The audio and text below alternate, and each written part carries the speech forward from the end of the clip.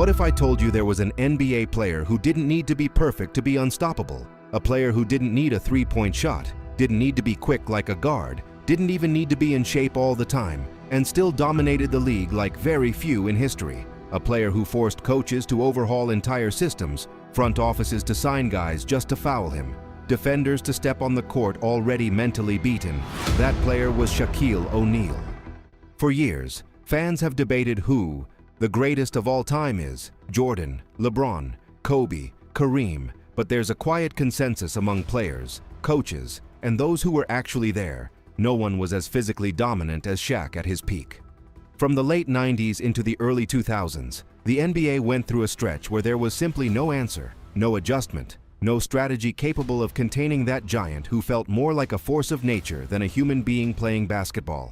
And today, the question is direct and provocative. Do we really understand how dominant Shaquille O'Neal was? Or has time softened the real impact of what he did on the court? If you think you've already seen everything about Shaq, stay until the end, because every reason here reveals not just stats or highlights, but why the NBA itself was reshaped by the sheer force of one man. Before we keep going, hit that like button, because this video takes real work. Subscribe if you love NBA stories told with soul, and drop a comment right now. Do you think anyone could have stopped prime Shaq? Yes or no?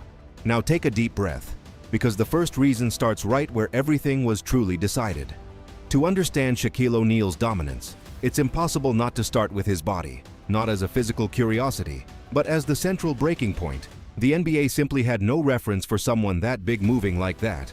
Shaq wasn't just large, he was functionally devastating. At 7'1" and over 320 pounds at his peak, Shaq combined raw strength with explosion, coordination, and speed that were unheard of for someone his size. He ran the floor, established position instantly, and finished with violence. He wasn't a center parked in the paint waiting for the ball. He was a moving colossus. Defenders didn't just lose the technical battle, they lost the most basic physical battle. Holding position against Shaq was almost impossible. Contact displaced bodies, knocked guys off balance, and created instant advantages. A lot of plays were decided on the very first shove. What makes it even crazier is that this happened in an extremely physical NBA, the 90s and early 2000s, an era where contact was allowed, valued, even encouraged, and still Shaq felt like too much, even for that environment. He redefined what a dominant center was, because he didn't need a deep bag, didn't need constant finesse. All he needed was the ball.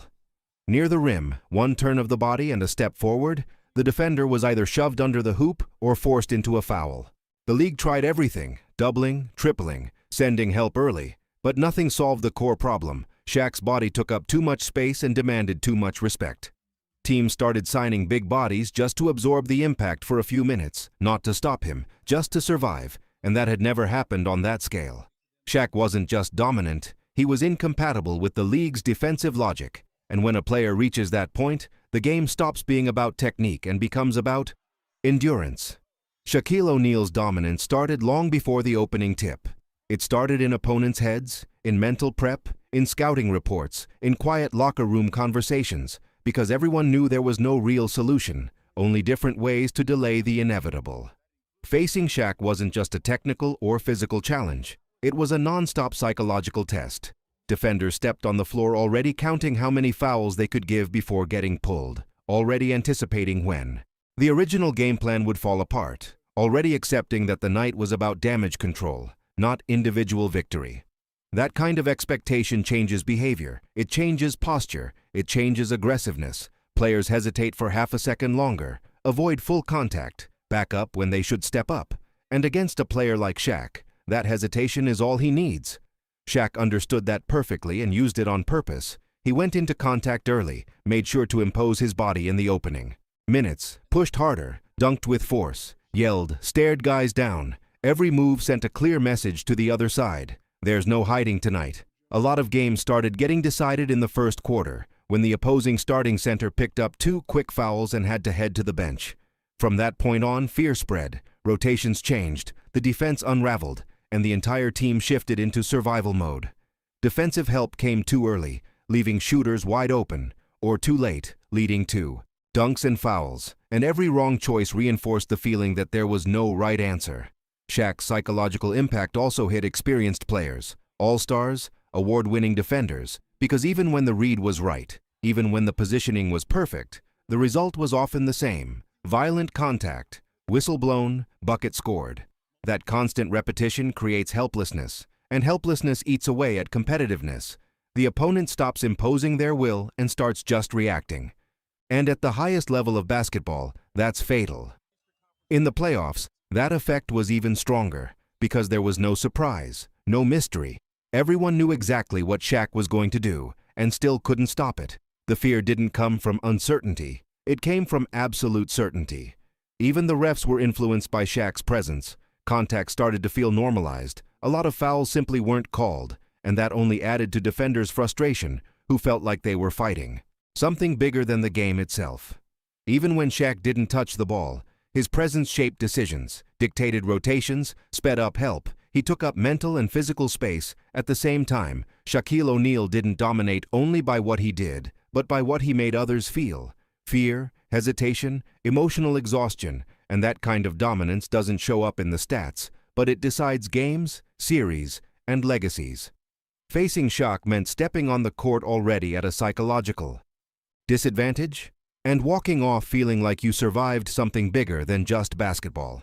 When you look at Shaquille O'Neal's numbers, the first reaction is immediate respect, but the second should be caution, because even historic stats fail to translate the true level of dominance he imposed on the game. Shaq finished his career averaging 23.7 points and 10.9 rebounds per game, numbers that alone place him among the greatest centers ever. But those averages flatten his peaks, and it was in those peaks that he became almost untouchable.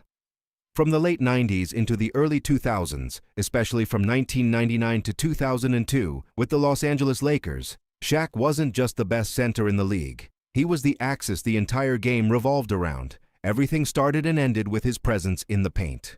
In the 1999 to 2000 season, Shaq averaged 29.7 points, 13.6 rebounds and 3 blocks, won regular season MVP almost unanimously, and led the Lakers to 67 wins. But those numbers hit differently when you factor in the context. Defenses built solely to stop him, and still failing over and over in the playoffs, where the game slows down and physicality takes over. Shaq raised his level, like pressure only made him stronger. In that same run, he averaged 30.7 points and 15.4 rebounds, numbers that sound exaggerated by modern standards, but happened in the toughest environment possible. In the finals against the Indiana Pacers, Shaq averaged 38 points and 16.7 rebounds, a level of dominance so clear it made the series feel inevitable, not because the other side lacked talent, but because they lacked answers. And it kept happening. In 2001 and 2002, Shaq was Finals MVP again, leading the Lakers to a three-peat, setting a standard of dominance that very few players in history have been able to sustain back-to-back. But the core point isn't just the points scored, it's what the numbers don't record. Fouls drawn, defenders taken out of the game, rotations blown up. Early help forced Shaq often finished games with normal numbers by his standards, while the opposing team was completely out of shape. Their main bigs fouled out, and their defense in full collapse. Even with limited free throw efficiency, Shaq stayed incredibly efficient from the field, because he finished so close to the rim and with such physical control that missing was the exception. Stats try to organize the wreckage after it's already happened, but they can't capture the sense of inevitability, the feeling that every possession was a real threat. Shaquille O'Neal wasn't playing to pad numbers. The numbers were just the visible byproduct of a level of dominance that went far beyond the box score. There are players who dominate games, and then there are players who force the entire league to change. Shaquille O'Neal belongs to the second group, that rare kind of athlete who doesn't fit into the system, but forces the system to bend around him. The NBA didn't design strategies. With Shaq in mind, it reacted to him, and that reaction was a quiet admission that the normal rules of the game weren't enough. The clearest example was the rise of Hack-a-Shaq, an openly ugly strategy that killed rhythm and hurt the product, but still got used because there was no real alternative. Putting Shaq on the free throw line was the only way to limit the damage. Teams willingly accepted worse basketball just to survive, something unthinkable against any other player in the league. Rosters changed too. Teams started carrying extra centers, players with little offensive or defensive skill, but one clear purpose: use fouls, take up space, absorb punishment. Contracts were handed out based on a single matchup. Who's guarding Shaq became a central question in season planning. Defensively, strategies grew more extreme. Help came before the ball even hit the post. Shooters were left wide open just to build human walls in the paint, creating a domino effect that benefited the entire opposing offense. Even the officiating had to adjust. The contact involving Shaq was way too constant to be called play-by-play, creating a level of tolerance that only amplified defenders' frustration. Shaquille O'Neal didn't just win games. He exposed the limits of the system, and when a player does that, his impact stops being just athletic and becomes historical. Great players feel pressure, the greatest absorb it, and Shaq grew when the moments got biggest. In the NBA Finals, he kept putting up dominant numbers, winning 3 straight Finals MVPs while imposing both physical and emotional control. When the game tightened up, feeding Shaq was the safest answer, an unshakable offensive anchor. He understood the weight of the moment and used his body, his presence, his intimidation. Shaq didn't fade under the spotlight. He swallowed it whole. His legacy on the biggest stages isn't about style. It's about absolute reliability when everything was on the line. When we look back and try to measure the impact of Shaquille O'Neal, it becomes clear that stats, titles, and awards don't tell the whole story. Because Shaq's true legacy isn't just about what he achieved, but about what he caused. He changed how the game was played, how rosters were built, how defenses were designed, and how players confronted their own physical limits. Very few athletes in NBA history forced the league to adapt just to keep functioning.